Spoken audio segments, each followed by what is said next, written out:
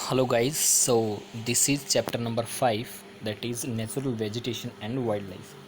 बहुत ही easy chapter है. सो इस चैप्टर को स्टार्ट करते हैं.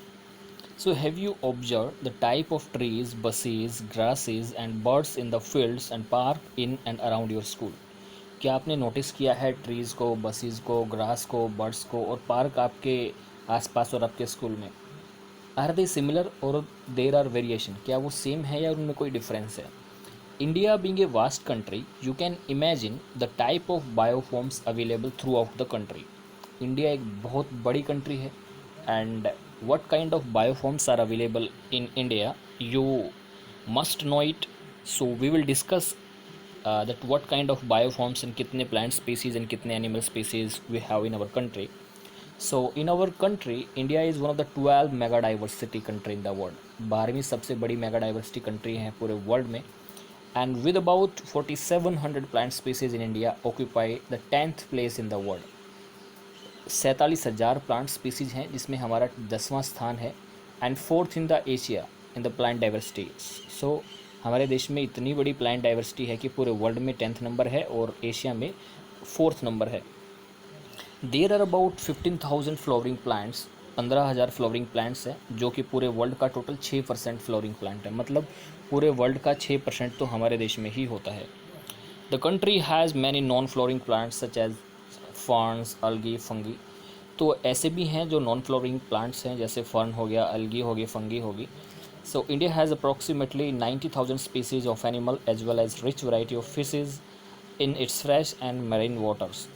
सो इंडिया में लगभग 90,000 स्पीसीज एनिमल हैं जिसमें काफ़ी ज़्यादा वैरायटी फिशेज हैं और उसमें भी फ्रेश और मरीन वाटर की डाइवर्सिटी बहुत ज़्यादा है. So what do you mean by natural vegetation? Natural vegetation refers to a plant community which has grown naturally without human aid and has left undisturbed by human for a long time. This is termed as virgin vegetation. Simple virgin का मतलब होता है अनछुआ. So a natural vegetation refers to the plant community that grow naturally without human aid. बिना अपने आप ही उग जाते हैं बिना किसी ह्यूमन एड के. मतलब ह्यूमन उनमें जाके कोई वाटर नहीं डालता है, कोई प्लांट कोई फर्टिलाइज़र वगैरह नहीं डालता है. They grow naturally. So they are known as virgin vegetations. Thus cultivated crops and fruit orchards from part of vegetation but not natural vegetation. So जैसे जो आपके फील्ड में आप क्रॉप उगाते हो या फिर कोई फ्रूट्स उगाते हो और कार्ड्स के पेड़ होते हैं, जो ये हैं ये नॉन वेजिटेशन है. वेजिटेशन नहीं है, नेचुरल वेजिटेशन नहीं है, लेकिन वेजिटेशन है. Part of vegetation but not natural vegetation. मतलब they are grown by human with the human aid और with the help of fertilizer and many more things. So virgin vegetation which is purely Indian are known as endemic और indigenous species. वो virgin vegetation जो India में उगती हैं वो उनको indigenous species बोलते हैं. But those who have come from outside India is termed exotic species. जो इंडिया में है वो इंडिजीनियस और जो बाहर से आई हैं वो exotic plants. For exotic plants में जैसे आपका यूकेलिप्टिस वो भी आपका एक्जोटिक प्लांट है. जो आपका सफ़ेदा होता है वो भी बाहर से आया है, वो इंडिया का प्रजाति नहीं है. सो more or less you know the term flora and fauna. Flora means the plant kingdom and fauna yani animal kingdom. So we will read that how they vary according to the features, different features and different how they grow differently in different environment. So here is the first feature, land. आपको ये पता है कि कोई भी natural vegetation कैसी होगी तो उस पर बहुत ज़्यादा डिपेंड करेगी कि वहाँ की लैंड कैसी है. सिंपल है, अगर लैंड माउंटेन एरिया है, प्लेटू है, प्लेन एरिया है, प्लेन में ड्राई है या वेट है, उसी हिसाब से वेजिटेशन होंगी. सपोज करो राजस्थान में कैसी मिट्टी है आपको पता है, बहुत रेतीली मिट्टी है तो वहाँ पे झाड़ी, बसेस, ये कांटेदार झाड़ियाँ चीज़ें होती हैं. और कई जगह पे अगर अच्छी मिट्टी होती है वहाँ पे दूसरी तरह के पेड़ होते हैं. तो लैंड तो सबसे इम्पोर्टेंट फीचर है ही है, सबसे इम्पोर्टेंट फीचर है क्योंकि लैंड इन्फ्लुएंस करती है कि किस तरह की वेजिटेशन होगी. And the fertile level is generally devoted to agriculture. जो फर्टाइल लेवल होता है उस पर हम एग्रीकल्चर करते हैं, बाकी पे दूसरे पेड़ उगते हैं. And the undulating rough terrains are areas where grassland and woodlands develop and give shelter to the variety of wild life.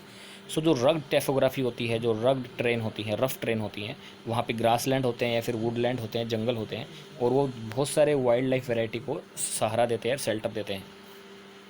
Second feature है soil. Soil you know also vary over space space हर किसी place पे soil अलग अलग होती है। You know the different type of soil present in India like black soil, red soil, brown soil, grey soil, grow soil, mountain soil. तो they are different kind of soil. तो definitely vegetation इस चीज़ पे भी depend करेगी कि वहाँ की सोयल कैसी है। जैसे सैंडी सोयल होती है वो डेजर्ट एरिया में मिलती है, जिस पे कैक्टस, थ्रोनीबसस ये मिलते हैं। और जो वेट सोयल है वो मार्शी या डेल्टाई रीजन में मिलती है, जो मैनग्रूव फॉरेस्ट को सपोर्ट करती है। मैनग्रूव आपको पता है कहाँ है, वेस्ट बंगाल में सबसे ज़्यादा है, सुंदरबन डेल्टा में। और hill slope with some depth of soil have conical trees. और जो हिल होती हैं, जो पहाड़ियाँ होती हैं, उनमें कॉनिकल शेप के पौधे होते हैं। आपको पता है ऐसे पौधे मिलते हैं, हम इनको डिटेल में पढ़ेंगे। सेकंड है climate. So climate also affect lot of things like precipitation. अगर बारिश नहीं होगी तो काफ़ी सारी चीज़ें हैं जो नहीं हो पाएगी। तो काफ़ी सारी ऐसी चीज़ें हैं जो टेम्परेचर पे डिपेंड करती है, क्योंकि जहाँ पे टेम्परेचर हाई होता है वहाँ पे बारिश प्रेशर थोड़ा लो हो जाता है। और वहाँ पे मैंने क्लाइमेट में डिस्कस किया था कि किस तरह से टेम्परेचर इफ़ेक्ट करता है बारिश को, और जहाँ बारिश कहाँ ज़्यादा होगी कहाँ नहीं होगी उस हिसाब से काफ़ी सारी चीज़ें डिपेंड करती है। एंड कई बार आपको पता है कि हर हाइट पे कंडीशन अलग अलग होती है। इस हाइट पे अलग कंडीशन होंगे, इस हाइट पे अलग, इस हाइट पे अलग। उसी तरह से पेड़ पौधों की वैरायटी में भी चेंजेस आता जाता है। और आपको पता है जो सब ट्रॉपिकल टू अल्पाइन वेजिटेशन कितनी ज़्यादा वेरी करती है। सपोज करो ये आपकी अर्थ है, ये आपका ट्रॉपिकल एरिया है। सो ये ट्रॉपिकल एरिया, यहाँ पे सनलाइट अबंडेंट होती है, सनलाइट भी इफेक्ट डालती है, पता है आपको।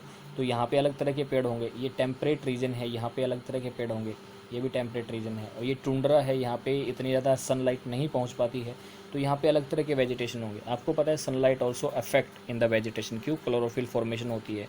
You are a bio student and you know very well. So यहाँ पे देखो कितना कितना टेम्परेचर रहता है, क्या क्या ट्रॉपिकल एरिया में अबाउट 24 डिग्री सेल्सियस। एंड ये महीना दिखाया हुआ है कि डिग्री सेल्सियस, और जनवरी में लगभग इतना होता है। यहाँ पे फ्रॉस्ट नहीं होती है। तो ये सारी चीज़ें दिखाई हुई हैं। अल्पाइन रीजन होता है कौन सा? सो सबसे ऊपर वाला रीजन होता है। सपोज करो ये अर्थ है तो ये वाला हिस्सा अल्पाइन का होता है। ये ट्रॉपिकल, ये टेम्परेट जोन, और ये पोलर रीजन होता है, ये फिर अल्पाइन, ऐसे होता है ये। The photo period that is sunlight. Definitely everybody knows that कि sunlight effect lot of things like हर लैटिट्यूड, एल्टीट्यूड और सीजन और ड्यूरेशन के हिसाब से सनलाइट चेंज होती रहती है। और due to longer duration of sunlight tree grows faster in summer. Summer में जल्दी पेड़ बड़े होते हैं, राइट।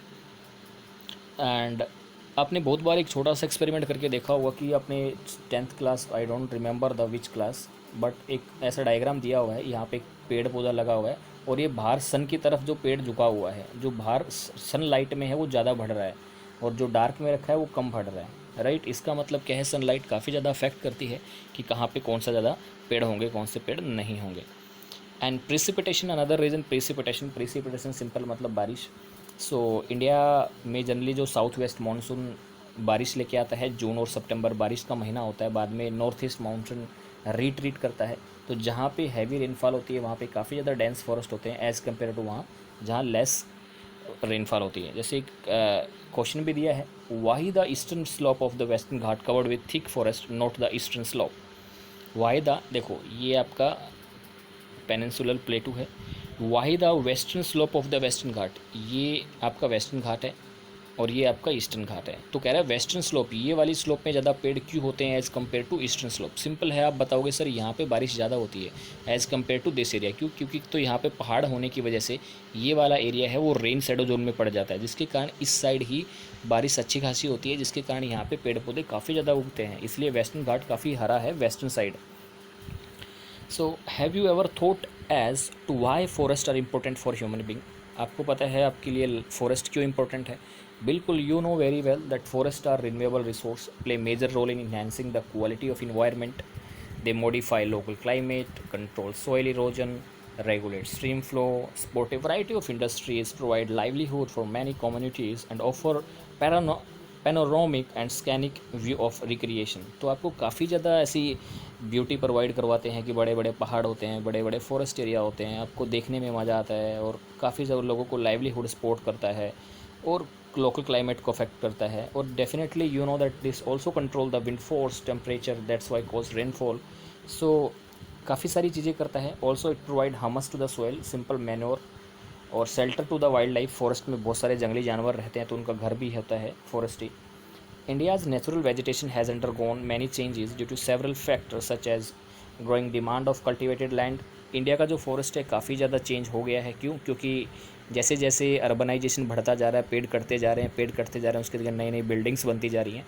सो काफ़ी ज़्यादा डिमांड है कि फ़ॉरेस्ट को दोबारा रीजनरेट किया जाए, क्योंकि इंडस्ट्रीज़, माइनिंग, अर्बनाइजेशन और ग्रेजिंग, इनकी वजह से जो फॉरेस्ट एरिया है वो कम हो गया है। Vegetation cover of India in large part is no more natural in the real sense. जो वेजिटेशन कवर है इंडिया में वो रियल सेंस में रियल नहीं है, अब नेचुरल नहीं रहा। बस कुछ एरिया में नेचुरल है, जैसे हिमालयाज़, हिली रीजन या फिर जो मरुस्थली रीजन है उसमें यहाँ पे कुछ हैं। बाकी जितने भी हैं या तो वो डिग्रेड हो गए या वो रिप्लेस कर दिए गए। किसने? ह्यूमन ऑक्यूपेंसी में। अभी आपका जो यदुवंशी स्कूल है, कहीं ना कहीं यहाँ पे किसी टाइम पे फॉरेस्ट एरिया रहा होगा, बहुत ही थिक फॉरेस्ट रहा होगा। इसके साइड में भी है फॉरेस्ट एरिया जो प्रोटेक्टेड फॉरेस्ट है, तो यहाँ पे काफ़ी फॉरेस्ट रहा होगा। लेकिन ह्यूमन बींग्स ने अपने फ़ायदे के लिए क्या किया? अपने फ़ायदे के लिए वहाँ पे अर्बनाइजेशन करना स्टार्ट कर दिया, इंडस्ट्रीज़ डेवलप करनी स्टार्ट कर दी। तो ये सारी चीज़ें डेवलप स्टार्ट करने से ये फॉरेस्ट कट करना पड़ा होगा। तो कितने पेड़ कटे होंगे? एक कसी पट। ऐसे ही पूरे देश में अर्बनाइजेशन बहुत ज़्यादा बढ़ता जा रहा है और इंडस्ट्री लगाते जा रहे हैं, जिसकी वजह से फॉरेस्ट कटते जा रहे हैं और ह्यूमन ऑक्यूपेंसी की वजह से काफ़ी ज़्यादा फॉरेस्ट में कमी आई है। So according to the India state of forest report 2011, the forest cover in India is 21.0%। याद रखना कितना फॉरेस्ट कवर है, कई बार पूछ लेती है एनटीएससी। 21.05% फॉरेस्ट एरिया है हमारे देश में, फॉरेस्ट कवर है। इकोसिस्टम देखते हैं क्या है। Ecosystem the plant occur in a very distinct group of communities in area having similar climatic condition. The nature of plant in an area to a large extent determine the animal life of that area. When the vegetation is altered, animal life is also changes. All the plant, animal or is an area are interdependent and interrelated to each other in their physical environment. ये क्या बता रहा है? ये बता रहा है कि हर किसी प्लांट और एनिमल की जो लाइफ होती है वो इंटरकनेक्टेड होती है और इंटर रिलेटेड होती है। आपने बहुत ही अच्छा एग्जाम्पल पढ़ा होगा बायो में, फूड चेन का। फूड चेन का अगर आपने एग्जाम्पल पढ़ा है तो वहाँ पर सिंपल एग्जाम्पल दिया हुआ है। घास होती है, घास है सिंपल। घास को कौन खाता है? ग्रास होपर खाता है। और ग्रास होपर को कौन खाता है? फिर स्नैक या लिजार्ड खाती है। और उसके बाद उसको कौन खाता है? ईगल खा जाता है। तो एक जुड़ी हुई है किससे? प्लांट से। अगर इसको ही खाना नहीं मिलता तो इसको भी नहीं मिलता, तो चेन जुड़ी हुई है।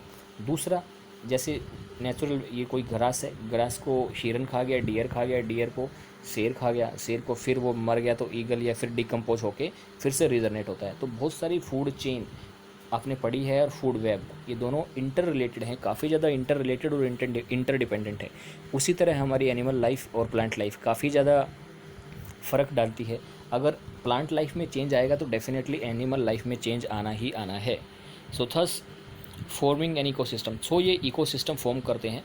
And human beings are also integral part of the ecosystem. Human being भी इकोसिस्टम का इंटीग्रल पार्ट है। So how do human being influence the ecology of a region? They utilize the vegetation and wildlife. The greed of human beings lead to the overutilization of the resource. They cut the trees, kill the animals, creating ecological imbalance. As a result, some of the plant and animals have reached the verge of extinction. So simple क्या कह रहा है यहाँ पे? अब ecology human बहुत important part है उसका। सो जो वाइल्ड लाइफ का यूटिलाइजेशन है और किस तरह से ह्यूमन बीइंग वाइल्ड लाइफ का यूटिलाइज़ करता है आपको सबको पता है।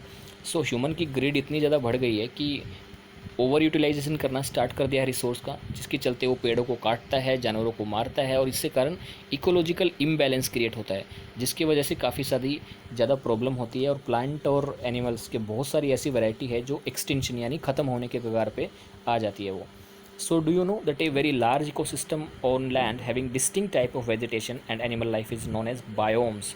सिंपल है कि अगर कोई बहुत बड़ा लार्ज इकोसिस्टम है और उसमें कोई अलग तरह के वेजिटेशन उगते हैं और अलग तरह के एनिमल होते हैं तो उसको क्या बोलते हो आप? बायोम्स। सिंपल, कंफ्यूज नहीं होना है। बायोम्स का मतलब एक अलग तरह की वैरायटी और अलग तरह के पेड़ पौधे, अलग तरह के जानवर मिलने वाले इकोसिस्टम को क्या बोलते हो आप? बायोम्स। यहाँ पे कुछ एरिया अंडर फॉरेस्ट कवर दिखा रखा है। यहाँ पे दिखा रखा है कि कौन से कहाँ पे कौन कौन सा फॉरेस्ट है। तो आप देखना इस टेबल्स को ध्यान से और ये फाइंड आउट करना कि सबसे ज़्यादा फॉरेस्ट एरिया कौन से स्टेट में है, सबसे ज़्यादा फॉरेस्ट एरिया कौन से स्टेट में है और कितना परसेंटेज है। Late me know in the comment section. So now the type of vegetation, we will read the type of vegetation. So there are many major type of vegetation in our country, so we will figure it out. First, the tropical evergreen. Second, tropical deciduous. Third, tropical thorn forest and scrubs. Fourth, mountain forest. And fifth, mangrove forest.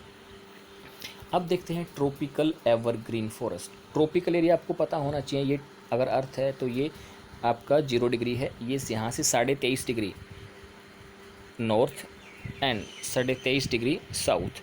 तो ये जो area है आपका कौन सा है, लगभग tropical area consider किया जाता है. और आपको पता है यहाँ पे सन की रेडिएशन डायरेक्ट पड़ती है, जिसकी वजह से यहाँ पे लो प्रेशर क्रिएट होता है. और लो प्रेशर क्रिएट होने की वजह से यहाँ पे बहुत ज़्यादा हैवी बारिश होती है. इसलिए कहा जाता है इसको ट्रॉपिकल एवरग्रीन. यानी यहाँ पे बारिश ज़्यादा होगी तो फॉरेस्ट भी ज़्यादा होगा, तो यहाँ के पत्ते हरे भरे ही रहते हैं, फॉरेस्ट. सो इसको पढ़ते हैं. So these forest are restricted to heavy rainfall. यहाँ पे बहुत इंपॉर्टेंट टॉपिक है. एनटीएससी बहुत बार क्वेश्चन पूछी है. एनटीएससी का फेवरेट टॉपिक है ये ट्रॉपिकल एवरग्रीन फॉरेस्ट. सो ये फॉरेस्ट में काफ़ी ज़्यादा हैवी रेनफॉल होती है.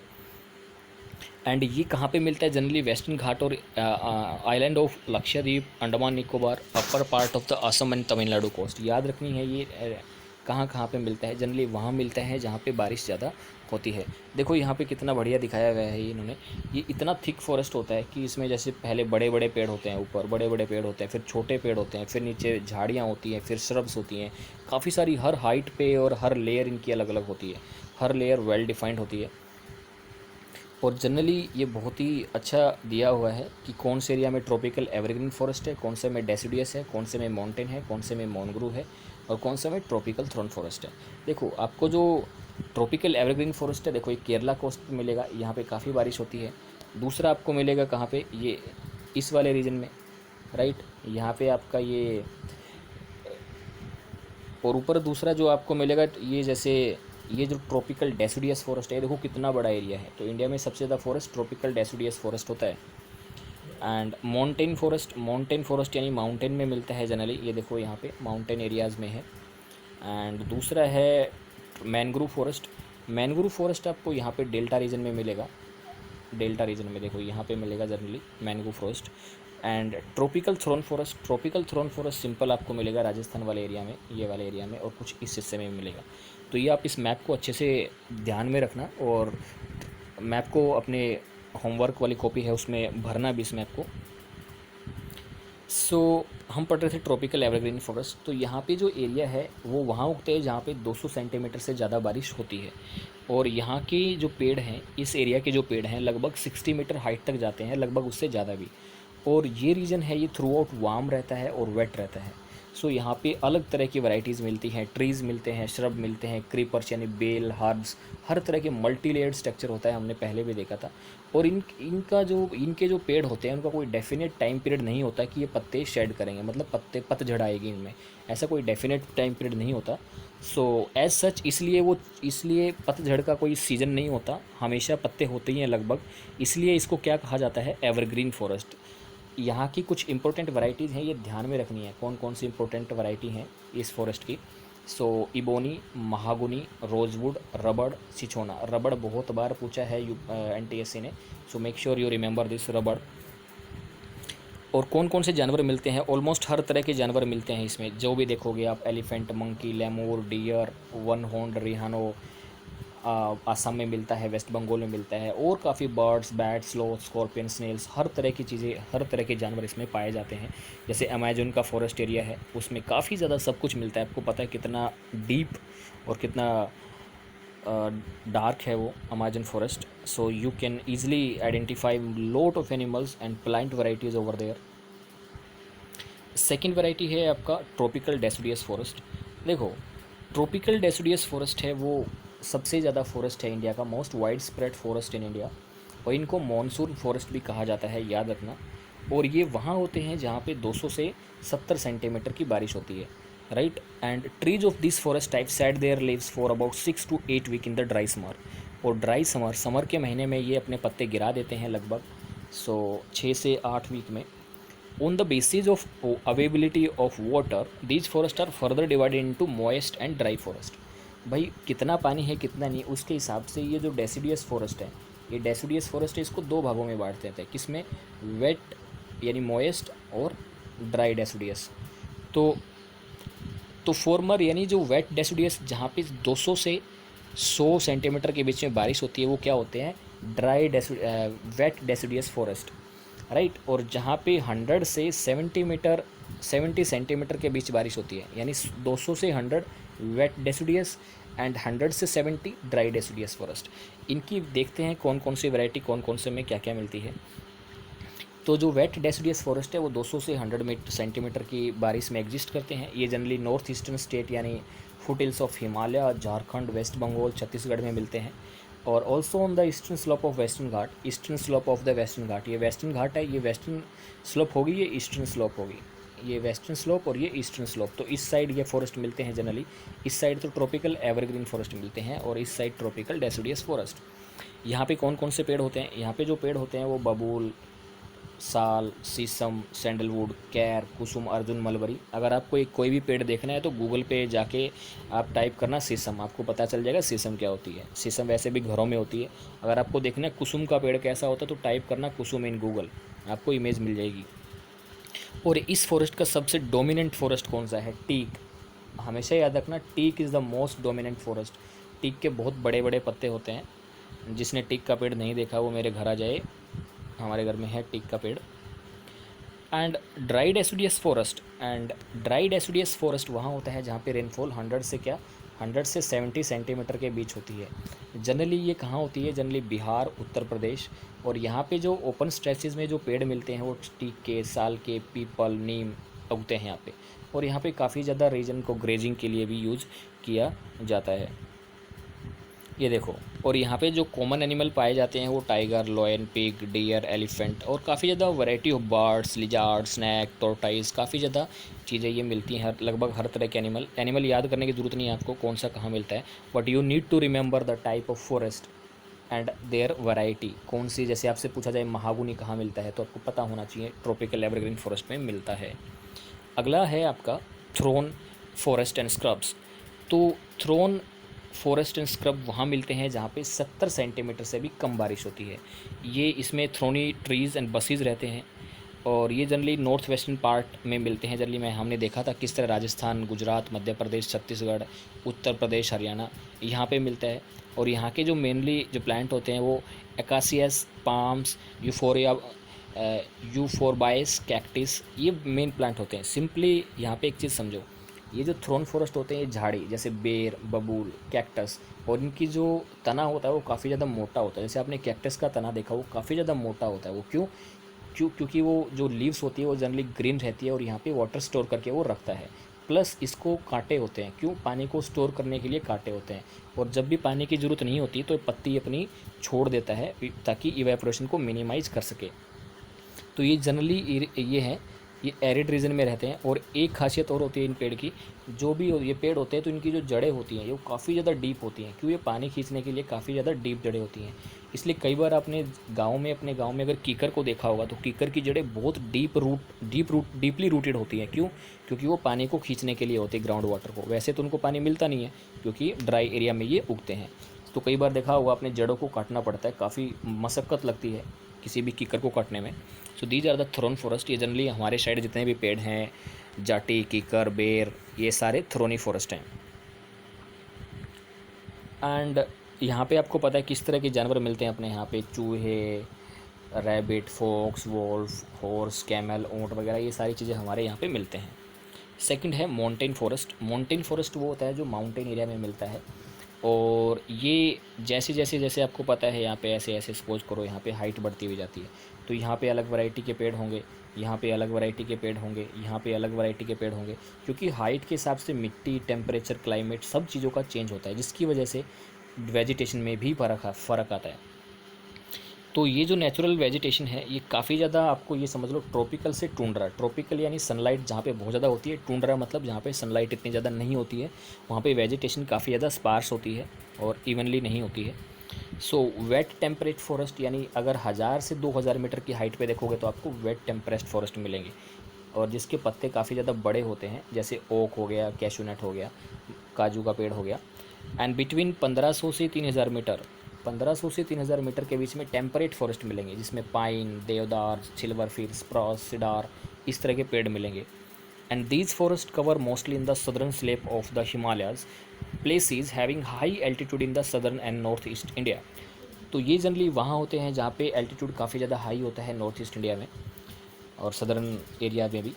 Eight higher elevation temperate grassland are common. Temperate grassland common है. हाई एल्टीट्यूड पे जनरली जैसे मैं बात करूँ more than 3600 meter above the sea level, तो ये काफ़ी ज़्यादा ग्रासलैंड काफ़ी ज़्यादा कम होती है. यहाँ पे अल्पाइन वेजिटेशन होती है और अलग अलग तरह के पेड़ होते हैं. Silver fir, Juniper, pines, breaches, ये कॉमन ट्री हैं. देखो, और जैसे जैसे ये ऊपर की तरफ जाते हैं बर्फ़ की तरफ, जैसे बर्फ़ में आपने पेड़ नहीं देखे होंगे क्योंकि वहाँ पे बर्फ़ सपोर्ट ही नहीं कर पाती है, तो वहाँ पे मर्ज हो जाते हैं. देखो यहाँ पे बहुत अच्छा डायग्राम दिया हुआ है कि देखो हर हाइट पे पेड़ की स्ट्रक्चर अलग अलग होते हैं. जनरली माउंटेन एरिया में कोनिकल पेड़ होते हैं. देखो ये कोनिकल पेड़ हैं, ये भी जनरली कोनिकल पेड़ हैं और यहाँ पे अलग अलग तरह की वैरायटीज़ होती हैं. सो यहाँ पे काफ़ी ज़्यादा नोमैडिक क्लाइमेट है, जैसे गुजर बकरवाल जैसी नोमैडिक ट्राइब यहाँ पे काफ़ी रहती है. और टुंड्रा रीजन में मॉइसीज और लाइकन्स ये दोनों डोमिनेट करते हैं खासकर बर्फ़ वाले एरिया में. एंड कॉमन एनिमल कौन कौन से मिलेंगे इसमें? Kashmiri stag, spotted deer, wild sheep, jack rabbit, Tibetan antelope, yak, snow leopard, squirrel, shaggy horn, ibex, bear, red panda, sheep goat वगैरह, जिसकी थिक हेयर होते हैं. जनरली थिक हेयर क्यों होती है? ताकि उनका हीट लॉस ना हो, क्योंकि ठंड में ये रह नहीं सकते, तो उनकी जो स्किन होती है काफ़ी ज़्यादा मोटी होती है. थिक हेयर होते हैं उनको. अगर इनमें से अगर आपको कोई भी जानवर समझ में ना आए कि आइबेक्स कौन सा जानवर होता है, तो उसकी फ़ोटो देख लेना गूगल पे, आपको समझ आ जाएगा. सेकंड है मैनग्रोव फॉरेस्ट. तो मैनग्रोव फॉरेस्ट वो होते हैं जैसे ये डेल्टा एक रीजन में होते हैं. यहाँ पे नदियाँ मिट्टी भाग के लाती हैं, डेल्टा डिपॉजिट कर देती हैं. यहाँ पे भी सपोज करो यहाँ पे MGKK, महानदी, गोदावरी, कृष्णा, कावेरी, ये सब के मुख पे डेल्टा बनता है. तो यहाँ पे सब में मैनग्रोव फॉरेस्ट है. और सबसे बड़ा डेल्टा आपको पता है कहाँ बनता है? सुंदरबन डेल्टा, वेस्ट बंगाल में, जिसमें गंगा और ब्रह्मपुत्र रिवर काफ़ी ज़्यादा सिल्ट डिपॉजिट करती हैं. तो ये कोस्टल एरिया में होता है जहाँ पे सिल्ट और मॉल्ट डिपॉजिट हो जाती है. ये भी काफ़ी ज़्यादा डेंसली डीपली रूटेड है. ये काफ़ी ज़्यादा, आप देखना इस पर गूगल में एक वीडियो देख लेना मैनग्रोव फॉरेस्ट की. अगर वहाँ पे आप देखोगे तो ये बहुत ही डेंस फॉरेस्ट होते हैं और काफ़ी ज़्यादा वैरायटी इसमें, काफ़ी ज़्यादा जानवर, काफ़ी ज़्यादा चीज़ें होती हैं. मतलब कोस्टल रीजन में जो मिट्टी बहा के लाई जाती है वहाँ भी फॉरेस्ट सपोर्ट करते हैं और ये काफ़ी सारी चीज़ों से बचाते हैं. हमें फ्लड से बचाते हैं, कोई सुनामी आ जाती है उससे बचाते हैं. तो ये बहुत इंपॉर्टेंट फॉरेस्ट है मैनग्रोव फॉरेस्ट. तो ये गंगा, महानदी, कृष्णा, गोदावरी, कावेरी, हर किसी रीजन में ये मिलते हैं लगभग कोस्टल एरिया में. और गंगा ब्रह्मपुत्र डेल्टा है जिसमें सुंदरी ट्री है. सुंदरबन डेल्टा का नाम इसलिए सुंदरबन पड़ा क्योंकि वहाँ पे सुंदरी ट्री है. तो काफ़ी ड्यूरेबल हार्ड टिम्बर होता है. पाम, कोकोनट, कोरिया, आगर, ये काफ़ी सारे पेड़ पौधे यहाँ पे मिलते हैं. और royal Bengal tiger famous animal है. यहाँ पे टर्टल, क्रोकोडाइल, घड़ियाल, स्नेक्स, ये सारी की सारी चीज़ें यहाँ पे मिलती हैं. सो ये कुछ मेडिसिनल प्लांट हैं. देखो, India is known for its herbs and species from ancient time. India आपको पता है कि एंशिएंट टाइम से काफ़ी ज़्यादा जड़ी बूटी के लिए जाना जाता है. लगभग 2000 प्लांट्स लगभग आयुर्वेदा में डिस्कस किया हुआ है और जिसमें से 500 तो हम रेगुलर यूज़ भी करते हैं. और वर्ल्ड कंजर्वेशन की जो यूनियन रेड लिस्ट है उसमें 352 मेडिकल प्लांट हैं, जो जिसमें से 52 प्लांट क्रिटिकली थ्रेटेंड हैं और 49 इंडेंजर्ड हैं. And the commonly plant in India, कौन से कॉमनली प्लांट यूज होते हैं इंडिया में? मेडिकल प्रॉपर्टी, जैसे सर्पगंधा ब्लड प्रेशर ट्रीटमेंट करने के लिए काम किया जाता है. ये खाली इंडिया में ही मिलता है. जामुन, जब इसका ये फ्रूट पक जाता है तो इसको जूस बनाया जाता है, फिर बाद में विनेगर प्रिपेयर करने के लिए यूज़ करते हैं. फिर काफ़ी ज़्यादा कार्मिनेटिव और डाययूरेटिक प्रॉपर्टीज़ होती हैं, काफ़ी ज़्यादा हाई डाइजेस्टिव प्रॉपर्टीज़ होती हैं इसकी. और इसके सीड यूज़ किए जाते हैं, इसकी सीड का पाउडर बनाते हैं जो कि डायबिटीज़ को कंट्रोल करने में यूज़ किया जाता है. अर्जुन, इसके जो फ्रेश जूस और पत्ते हैं वो ईयर एक यानी कान में दर्द होता है उसके लिए अर्जुन को, जैसे कई बार उसको पीस के थोड़ा सा मसल के उस पर कान में डाल देते हैं तो काफ़ी आराम मिलता है कान के दर्द से. और ब्लड प्रेशर भी इससे रेगुलेट होता है. बबूल आँखों में जो खट्टापन सा होता है, जो जलन सी होती है, उसको दूर करता है. और इसका जो गम है वो एज ए टॉनिक की तरह यूज़ करते हैं. Neem everybody knows that very high antibiotic and antibacterial property. Neem की दातुन से लेके नीम की हर चीज़ यूज़ होती है बहुत ही ज़्यादा. तुलसी को आपको पता है खांसी जुकाम को रोकने के लिए काम आती है. कचनार कचनार अस्थमा और अल्सर में ट्रीट करती है, और इसके रूट एंड बर्ड्स काफ़ी ज़्यादा अच्छे होते हैं डाइजेस्टिव प्रॉब्लम को दूर करने के लिए। सो आपके एरिया में बहुत सारे ऐसे प्लांट हैं जो मेडिकल प्रॉपर्टी है, सो ऐसे प्लांट को आइडेंटिफाई करो और देखो कि उसकी क्या क्या प्रॉपर्टी है, क्या क्या नहीं है। सो देखते हैं wild life. So like it's flora, India is rich in its फोना। जैसे फ्लोरा में रिच है, उसी तरह इंडिया फना में भी रिच है। लगभग अप्रोक्सीमेटली इंडिया में 90,000 स्पीसीज़ एनिमल स्पीसीज़ हैं, और कंट्री में लगभग 2,000 तो बर्ड के ही स्पीसीज़ हैं, और ये पूरे वर्ल्ड का लगभग 13% है। और इंडिया में अगर फ़िश की वैरायटी देखी जाए तो 2,546 फ़िश की वैरायटी है, जो लगभग पूरे वर्ल्ड का 12% स्टॉक है। और it also share between 5 to 8% towards amphibian, reptile and mammals. और एम्फीबियन रेप्टाइल मैमल्स की जो परसेंटेज है वो भी 5 से 8% है। तो काफ़ी ज़्यादा वाइल्ड लाइफ में इंडिया काफ़ी ज़्यादा रिच है। हमारे देश का जो एलिफेंट है वो काफ़ी ज़्यादा मजेस्टिक एनिमल है, मैमल है जो, and they are found in wet forest of Assam, Karnataka, Kerala, यहाँ पे मिलते हैं। वन हॉर्न रियानो है वो आसाम में मिलता है और वेस्ट बंगाल में मिलता है। एरिड एरिया और रन ऑफ कच्छ में या फिर थार डेजर्ट में वाइल्ड एस या कैमल मिलते हैं। इंडियन बीसन्स, नीलगाय, बुलगाय, चोसिंगा, फोर हॉर्न रेंगा, फोर हॉर्न एंटीलोप है चोसुंगा, डियर टाइप होता है एक गेजल, ये काफ़ी सारे मिलते हैं यहाँ पे। लगभग हर किसी एरिया में वैरायटी ऑफ स्पीसीज़ एनिमल्स के मिलते हैं, and several type of monkey as well. कहीं हॉलॉक गिब्बन है, कहीं एप है, कहीं चिंपाजी है, अलग अलग तरह के बंदर है, लंगूर है, लेमूर है, हर तरह के बंदर की वैरायटी इंडिया में मिलती है। और इंडियन गवर्नमेंट ने एक्ट लेके आई थी, वाइल्ड लाइफ प्रोटेक्शन एक्ट 2000, जो 1972 में इम्प्लीमेंट हुआ था। इस एक्ट के बारे में पढ़ेंगे। So India is the only country जहाँ पे टाइगर भी हैं और लॉयंस भी हैं। तो जो लॉयन की जो पॉपुलेशन है वो गुजरात के गिर फॉरेस्ट में है, याद रखना, गुजरात के गिर फॉरेस्ट में। और टाइगर है वो जनरली मध्य प्रदेश, जैसे सुंदरबन डेल्टा में मिलता है, बंगाल टाइगर।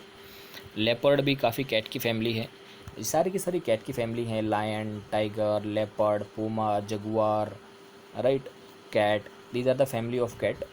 सो हर वैरायटी मिलती है इंडिया में। और गिर फॉरेस्ट है वो तो इंडिया का सबसे एक ऐसा फॉरेस्ट है जो एशियाटिक लॉयन गिर में ही है और बाकी कहीं भी नहीं है। गिर फॉरेस्ट में काफ़ी ख़त्म हो गए हैं अब ये जानवर। Himalayan harbour is hardly range of animals which survive in extreme cold. Himalayan जो हर्बर है वो काफ़ी ज़्यादा एक्सट्रीमली ठंडा होता है, तो उसमें हार्डली कोई सर्वाइव कर पाता है। तो generally shaggy horned wild ox, ये लगभग 1 टन का होता है, ये सर्वाइव करता है। और Tibetan antelope, blue SIP, भराल, wild SIP, Kiang, जो तिब्बतियन वाइल्ड एस होता है, ये सारी की चीज़ें हिमालयन और एक्सट्रीम कोल्ड रीजन में मिलती हैं। Furthermore ibex, bear, snow leopard, very rare red panda, बहुत अच्छा होता है रेड पांडा, बहुत क्यूट सा होता है, देखना इसको, फ़ोटो देखना। They are found in certain pockets. Red panda bamboo खाता है generally, you must watch it. In the river, lake, coastal areas, turtle, crocodile, घड़ियाल। रिवर और लेक और कोस्टल एरिया में आपको पता है टर्टल, क्रोकोडाइल, घड़ियाल मिलते हैं। तो ये कुछ नेशनल पार्क है। मैं इसकी अलग से भी वीडियो बना दूंगा नेशनल पार्क की, आप तब तक इसको रिवाइज़ करना अच्छे से और अपने मैप में भी भरना, मैप एक्सपर्ट की मदद से। दांचिंगम कश्मीर में है, राजाजी उत्तराखंड में है, जिम कॉर्बेट भी उत्तराखंड में है, दूधवा नेशनल पार्क है वो उत्तर प्रदेश में है, सिरक्षा, केलादुआ और रणथंबोर ये सारे राजस्थान में है। शिवपुरी मध्य प्रदेश और राजस्थान के बॉर्डर पे है। चंद्रप्रभा यूपी में है, राजगीर बिहार में है, सिमलीपाल उड़ीसा में है, गोरुमाड़ा वेस्ट बंगाल में है, काजीरंगा असम में है, मानस भी असम में है, कान्हा, ताडोबा अंधेरी महाराष्ट्र में है, कान्हा एमपी में है, घिर गुजरात में है, संजय गांधी, कवाल और पोंचराम ये महाराष्ट्र में है, इतुरग्राम, गुंडई ये देखो आंध्र प्रदेश में है, ये बांदीपुर, मधुमलाई तमिलनाडु में है, बांदीपुर कर्नाटका में है, पेरियार कर्नाटका में है। सो सारे की सारी मैं एक नेशनल पार्क की अलग से वीडियो आपको प्रोवाइड करवा दूंगा ताकि आपको ये पता लग जाए कौन सा नेशनल पार्क कहाँ पे है, वाइल्ड लाइफ सेंचुरी कहाँ पे है। सो इंडिया में जो बर्ड लाइफ है वो भी काफ़ी ज़्यादा कलरफुल है इन इंडिया। पीकॉक हो गया, फिजेंट, डाक, पैराकिट्स, क्रेन्स, पिजन्स, ये बहुत ज़्यादा वैरायटी है जो इंडिया में मिलती है। And we have selected our crops from a biodiverse environment, from rivers of the edible plants. We also experimented and selected many medicinal plant. देखो हमारे बहुत सारे ऐसे क्रॉप हैं जिसको हम खाते भी हैं और काफ़ी सारा यूटिलाइजेशन करते हैं। एंड और कुछ तो मेडिकल प्रॉपर्टी बहुत ज़्यादा है, कुछ मिल्चीज एनिमल हैं यानी दुधारू जो एनिमल हैं जो दूध देते हैं, उनका दूध हम पीते हैं और हमको काफ़ी ज़्यादा न्यूट्रिशन की पूर्ति होती है। They also provide draught power, transportation, जैसे बहुत सारे में जो एनिमल्स हैं उन पर ट्रांसपोर्टेशन किया जाता है। मीट प्रोवाइड करते हैं जो rich source of nutrient, egg again the rich source of protein, fat, and fish provide nutritive food. आपको पता है कि फ़िश काफ़ी ज़्यादा आई के लिए अच्छी होती है, so fish provide nutritive food. Many insect help in pollination, अगर इंसेक्ट अगर ख़त्म हो जाएंगे तो पोलिनेशन नहीं होगा, पोलिनेशन नहीं होगा तो फसल ही नहीं उगेगी। तो many insect help in pollination of the crop, ripening of the fruit. अगर ये सारे के सारे चीज़ें ख़त्म होते हैं तो देखो कितना बड़ा हार्मफुल इम्पैक्ट होगा। So every species in the ecosystem has a important role to play. So इनका कंजर्वेशन बहुत ही ज़्यादा इम्पोर्टेंट है। आपको पता है कि किस तरह से हमने प्लांट और एनिमल का जो हैबिटाट है जहाँ पे वो रहते हैं वो डिस्टर्ब किया है, जिसके कारण इकोलॉजिकल इम्बैलेंस सा क्रिएट हो गया है। और इकोलॉजिकल इम्बैलेंस क्रिएट होने की वजह से लगभग जो 1300 प्लांट स्पीसीज़ हैं वो इंडेंजर्ड हैं और 20 स्पीसीज़ तो लगभग एक्सटिंक्ट ही हो गए, ख़त्म ही हो गए। और बहुत सारे ऐसे एनिमल हैं जो एक्सटिंक्ट हो गए हैं, जैसे डायनासोर वगैरह एक्सटिंक्ट हो गए हैं। आजकल जो चिड़िया दिखती थी वो चिड़िया भी नहीं दिखती। आप तीज़ आपने देखी होगी, वो तीज़ भी आपको नहीं दिखती है। बहुत सारे ऐसे जानवर हैं जो नहीं दिखते हैं। ईगल दिखते थे पहले, वो अब भी नहीं दिखते हैं। तो धीरे धीरे इनका जो हैबिटाट है वो डिस्ट्रक्ट होता जा रहा है, जिसकी वजह से इनमें काफ़ी ज़्यादा कमी आती जा रही है। सो मेन कॉज कौन कौन से हैं? एक तो हंटिंग, बहुत सारे लोग हंटिंग करते हैं और कॉमर्शियल पर्पज़ के लिए उनकी स्किन बेचते हैं, जैसे लॉइन की स्किन बेचना, जो हाथी के दांत होते हैं उसको बेचना। इसके चक्कर में काफ़ी ज़्यादा वो मरते हैं। बहुत सारे पॉल्यूशन से मर जाते हैं, इंडस्ट्रियल वेस्ट से, एसिड डिपॉजिट होता है। और कई बार बाहर के पेड़ आ जाते हैं तो एलियन स्पीसीज होते हैं, जैसे कांग्रेस घास होती है, वो ऑक्यूपाई कर लेती है और सबको डिस्टर्ब कर देती है, पूरे के पूरे एरिया को। तो कई बार उस पर कल्टीवेशन नहीं हो पाता। कल्टीवेशन तभी होता है जब उसको हम बेटर मैनेज करके काम करते हैं, अदरवाइज़ सारा का सारा इम्बैलेंस हो जाता है, जिसके लिए हम ही जिम्मेदार हैं। So to protect the flora and fauna, किसी भी कंट्री के फ्लोरा एंड फौना को प्रोटेक्ट करने के लिए the government has taken many step, Indian government ने बहुत सारे स्टेप लिए हैं। सो द 14 बायोस्फीयर रिजर्व है हमारे देश में, that is to protect flora and fauna. उनमें से 4 कौन कौन से हैं? Sundarban in the West Bengal, Nanda Devi Uttarakhand, gulf of Mannar Tamil Nadu, and Nilgiri Kerala, Karnataka, Tamil Nadu. ये 4 ऐसे प्रोटेक्टेड एरियाज़ हैं जो वर्ल्ड नेटवर्क ऑफ बायोस्फीयर में इंक्लूड किए हुए हैं। देखो यहाँ पे कितने आपने ऐसे न्यूज़ पढ़े होंगे कि rhino killed for horn, government save on vulture task, note to tiger protection body, CBI to probe Ranthambore tiger death. तो ऐसे बहुत सारे, जैसे यहाँ पे 22 tiger killed by the poacher. तो ऐसे बहुत सारी चीज़ें आपको ये मिल जाएंगी। दूसरे माइग्रेटरी बर्ड होते हैं भाई, इंडिया में माइग्रेटरी बर्ड भी काफ़ी ज़्यादा पॉपुलर हैं। ये सर्दी के टाइम पे आते हैं जनरली, साइबेरियन क्रेन। और इनके जो फेवरेट डेस्टिनेशन है वो रन ऑफ कच्छ में है, क्योंकि वहाँ पे काफ़ी ज़्यादा झील वगैरह हैं, तो वहाँ पे ये आते हैं। और कुछ दूसरी तरह के फ्लेमिंगो भी होते हैं, जैसे पिंक प्लम्स। और ये जनरली क्या हो तो बहुत ज़्यादा नंबर्स में आते हैं, और वहाँ पे जहाँ पे साल्टी और मडी एरिया होता है वहाँ पे ये अपना सारा कुछ देखते हैं। लेकिन धीरे धीरे इनके भी पॉपुलेशन ख़त्म होती जा रही है, ये भी अब कम ट्रैवल करते हैं, क्योंकि जो लेक और तालाब का जो पानी है जनरली गंदा हो गया है और ये अब नहीं उनमें से करते हैं। So these are the 14 biosphere reserve. आपको बताना है कौन सा कहाँ पे है। सुंदरवन वेस्ट बंगाल में, नीलगिरी कहाँ पे है केरला में, नंदा देवी उत्तराखंड, नोकरेक कहाँ पे है, ग्रेट निकोबार, मानस, सिमलीपाल उड़ीसा, ये सारे के सारे हैं। आप इसको देखना कौन सा कहाँ पे है नेशनल पार्क। मैं इनकी डिटेल में एक वीडियो बनाऊँगा, आप उसमें से भी देख सकते हो। तब तक आप अपने मैप एक्सपर्ट की हेल्प से इनको करके देखना। फिर गवर्नमेंट ने क्या किया है? गवर्नमेंट ने एक चीज़ और करी है, गवर्नमेंट ने कुछ फाइनेंशियल एंड टेक्निकल असिस्टेंस भी दिया है। गवर्नमेंट ने काफ़ी ज़्यादा बोटेनिकल गार्डन बनाए हैं, कब से? 1992 से। तो गवर्नमेंट ने ये काम किया है, गवर्नमेंट ने एक वाइल्ड लाइफ प्रोटेक्शन एक्ट 1972 लेके आई है, जिसके अंदर कोई भी इलीगल हंटिंग करना, पोचिंग करना एक इलीगल है, उसमें आपको सज़ा भी हो सकती है। And project tiger, project rhino, project great Indian bustard, ऐसे गवर्नमेंट ने बहुत ज़्यादा डेवलपमेंटल प्रोजेक्ट चलाए हैं ताकि इनको प्रोटेक्ट किया जा सके। आज के दिन देश में देखा जाए तो 89 नेशनल पार्क है, 490 वाइल्ड लाइफ सेंचुरी हैं, जियोलॉजिकल गार्डन है, जो कि एक तरह से नेचुरल हेरिटेज की तरह सेटअप किए जाते हैं और कंजर्व किए जाते हैं। ये सारे चेंज भी हो सकते हैं, क्योंकि ये जो NCERT वाली बुक है ये आई थिंक ओल्ड है, ओल्ड एडिशन है। आपके पास नया है तो इसमें चेंज हो गया तो कोई दिक्कत नहीं, आप अपने अनुसार कर लेना। And all of us must realise the importance of natural ecosystem. हमें इकोसिस्टम की इम्पोर्टेंस को रियलाइज़ करना चाहिए, क्योंकि ये हमारे सर्वाइवल के लिए बहुत ज़्यादा ज़रूरी है। और इनका इनडिस्क्रिमिनेट अगर आप यूज़ करोगे तो डेफिनेटली ये ख़त्म हो जाएंगे। आज के दिन जो सबसे बड़ा क्राइसिस है कोरोना भी किससे आया है? जो ह्यूमन और वाइल्ड लाइफ की जो कॉन्फ्लिक्ट है उसी से आया है। ह्यूमन की जो फूड हैबिट है वो चेंज हो गई है। ह्यूमन ने बैट, स्नैक, डॉग इनको खाना स्टार्ट कर दिया है, और जो उनमें जो वायरस होते हैं फिर ह्यूमन में ट्रांसफ़र कर जाते हैं, राइट। तो एनिमल और ह्यूमन का कॉन्फ्लिक्ट बहुत ज़्यादा है। And believe me, in future अगर ये चीज़ कंट्रोल नहीं हुई तो कोरोना वायरस जैसे भी काफ़ी ज़्यादा वायरस अटैक कर सकते हैं। और काफ़ी ज़्यादा ऐसी चीज़ें हैं, अगर हमने नेचर को सपोर्ट नहीं किया, नेचर को कंजर्व नहीं किया, तो बहुत सारे हमारे जानवर हैं वो एक्सटिंक्ट हो जाएंगे और काफ़ी ज़्यादा परेशानी हो सकती है।